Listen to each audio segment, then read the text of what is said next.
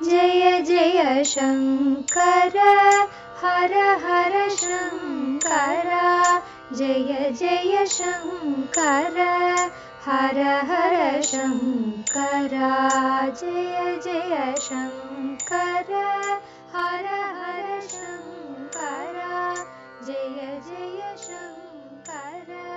பொது வாழ்க்கை தெய்வத்தின் குரல் 4ஆம் பாகம். உத்தரமேரூர் உத்தம தேர்தல் முறை. ராமராஜ்யம். ராமராஜ்யம் ஏற்பட வேண்டும் என்று சொல்லிக் கொண்டிருந்தவரின் வாரிசுகள் இப்போது ஜனநாயகம் சிருஷ்டி செய்து கொண்டிருக்கிறார்கள். ராமர் புதுசாக ராஜநீதி எதுவும் செய்து ராஜ்யபாரம் நடத்தவில்லை. தன் அபிப்பிராயம், தன் காரியம் என்று சொந்தமாக எதுவும் இல்லாமல் முழுக்க முழுக்க சாஸ்திரத்தை பார்த்து, பூர்வீகர்களின் வழியை பார்த்து அந்தபடியே பண்ணினவர் ஒருவர் உண்டு என்றால் அது ராமச்சந்திரமூர்த்திதான். மனுமாந்தாதா காலம் முதலாக தசரத சக்கரவர்த்தி வரை எந்த தர்ம சாஸ்திர ஆட்சி முறை நடந்ததோ அதையேதான் ராமரும் பின்பற்றி நடத்தி காட்டினார்.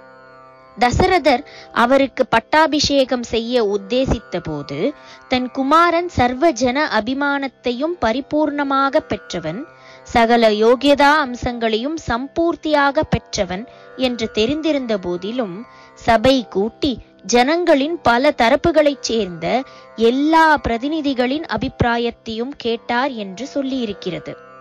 அதிலே வைதிக தர்மத்துக்கு வேறாக இருந்த மிலேச்சர்களுடைய பிரதிநிதிகளை கூட வரவழைத்து ஆலோசனை கேட்டார் என்று இருக்கிறது. அதுதான் நிஜமான ஜனநாயகம். அதாவது அபிப்பிராயங்களை கேட்பதில் அவர் இவர் என்ற பேதம் இல்லாமல், யோகியதா அம்சம் பார்க்காமல் எல்லாருடைய பிரதிநிதிகளையும் கலந்து கொள்ளத்தான் வேண்டும். இங்கேயும் கூட ரெஃபரண்டம் என்பதாக அத்தனை ஜனங்களையும் அபிப்பிராயம் கேட்பது என்று இல்லாமல் அவர்களுடைய பல பிரதிநிதிகளைத்தான் கேட்டிருக்கிறார் என்பது கவனத்துக்கு உரியது.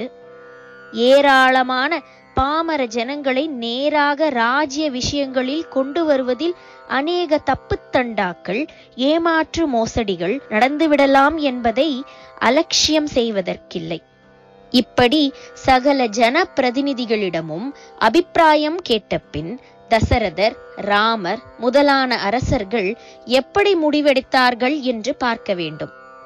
பாலிசி மேக்கிங், அதாவது கொள்கை வகுப்பது, அநேக திட்டங்களை போடுவது என்பதாக முடிவுகள் செய்யும் போது அங்கே ஜனநாயக சமத்துவத்துக்கு இடம் தரவில்லை.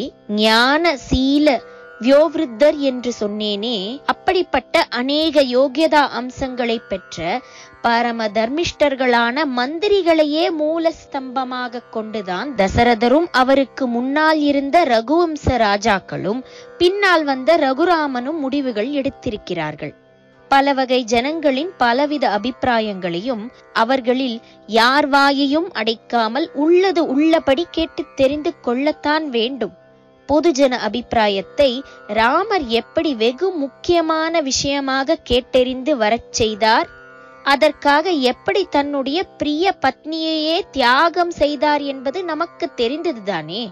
இப்போதுள்ள ஜனநாயகவாதிகளில் யாராவது அப்படி ஜன அபிப்பிராயத்துக்கு மதிப்பு தருவார்களா என்று தெரியவில்லை.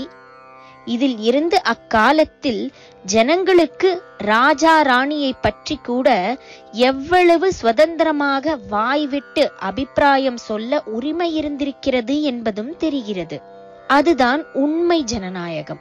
ஒரு நாய் கூட ராமரிடம் நியாயம் கேட்க நேராக தானே வழக்கு கொடுத்திருப்பதாக உத்தரகாண்டத்தில் வருகிறது.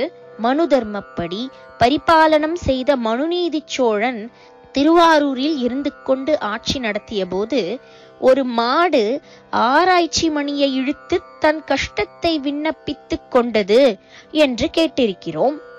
இப்படி தங்கள் மனசில் இருப்பதை எவரும் ராஜாங்கத்தின் உச்சஸ்தானத்துக்கு தெரிவிக்க இடம் தருவதுதான் ஜனநாயகம். ஆனால் இந்த அபிப்பிராய சுதந்திரத்துக்கும் அதை சொல்லிக் கொள்ளும் சுதந்திரத்துக்கும் அதிகமான ஜனங்களுக்கு உரிமை கொடுப்பது தேச நலம் அல்ல. ஆனபடியால் நிஜமான ஜனநாயகமும் அல்ல. ஜனங்களுக்கு வித்தியாசம் பார்க்காமல் நல்லது செய்வதற்குத்தான் ஜனநாயகம். ஜனசமூகம் முழுதும் சேர்ந்தே அமைந்த தேசத்துக்கு நன்மை செய்வதுதான் ஜனநாயகம் என்றால், அவர்கள் அபிப்பிராயத்தை அறிவதோடு நிற்காமல் அந்த அபிப்பிராயங்களின் மேல் முடிவு எடுக்கிற தகாத பாரத்தையும் விஷயம் தெரியாத அவர்கள் மேலோ அல்லது அவர்களால் தேர்ந்தெடுக்கப்படும் விஷயம் தெரியாத பிரதிநிதிகளின் மேலோ போடுவது ஜனநாயகமே ஆகாது. இதனால்தான் சகல ஜனங்களின் அபிப்பிராயங்களையும் ஒளிவு மறைவு இல்லாமல் தெரிந்து கொண்ட பின் முடிவு எடுப்பது என்பதற்கு நிரம்ப தகுதி வாய்ந்தவர்களை மட்டுமே ராமராஜ்யத்துக்கு தர்மராஜ்யத்துக்கு அடிக்கோலியவர்கள் துணை கொண்டார்கள். முடிவெடுக்கும் நிர்வாகிகள் உள்பட எவருக்கும் தகுதியே நிர்ணயிக்காமல் அரசியல் நிர்ணய சட்டம் என்று ஒன்றை செய்து அதில் ஒவ்வொரு விதியாக கான்ஸ்டிடியூவன்ட் அசம்பிளியில் பாஸ் செய்து கொண்டிருக்கிற இப்போது நான் செய்யக்கூடியது பழைய முறையை எடுத்து காட்டுவதுதான். ராமாயணமா, அந்த திரேதாயுகத்து சமாச்சாரம் இப்போது சரிப்படாது என்று ஒதுக்கிவிட்டு போகாமல் இருக்கத்தான் இது திரேதாயுக சமாச்சாரம் மட்டும் இல்லை, 1000 வருஷம் முந்தி கூட சரித்திர ஆசிரியர்கள் எல்லாம் பாராட்டும்படி சிறந்த அரசியல் அறிவுடன் ஆட்சி நடத்திய சோழர் காலத்திலும் அந்த மாதிரியே ஜனநாயக தத்துவம், திறமையான தூய்மையான நிர்வாகம் என்ற இரண்டையும் எந்த அளவில் எந்த விதத்தில் இணைக்கலாமோ அப்படி செய்திருக்கிறார்கள் என்று காட்ட ஆசைப்பட்டேன். வெள்ளைக்காரர்கள் தங்களுடைய எழுதப்படாத சட்ட சாசனத்தை, அதாவது அன்ரிட்டன் கான்ஸ்டிடியூஷனை பற்றி பெருமைப்படுகிறார்கள் என்றால், இந்த தமிழ் தேசத்தில் பிறந்த நமக்கோ 1000 வருஷத்துக்கு முன்பே உருவான எழுதப்பட்ட சட்ட சாசனம், அதாவது ரிட்டன் கான்ஸ்டிடியூஷன் இருக்கிறது. நன்றாக கல்லிலேயே பொறிக்கப்பட்ட சிலாசாசனமாக இருக்கிறது என்று அதைவிட பெருமையாக காட்ட முடியும் என்பதற்காக கதை சொன்னேன்.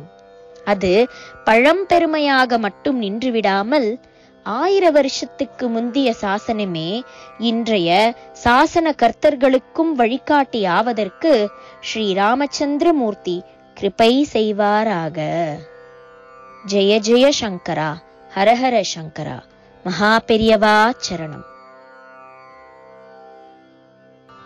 ஜெய ஜெய சங்கர ஹர ஹர சங்கரா, ஜெய ஜெய சங்கர ஹர ஹர சங்கரா, ஜெய ஜெய சங்கர ஹர ஹர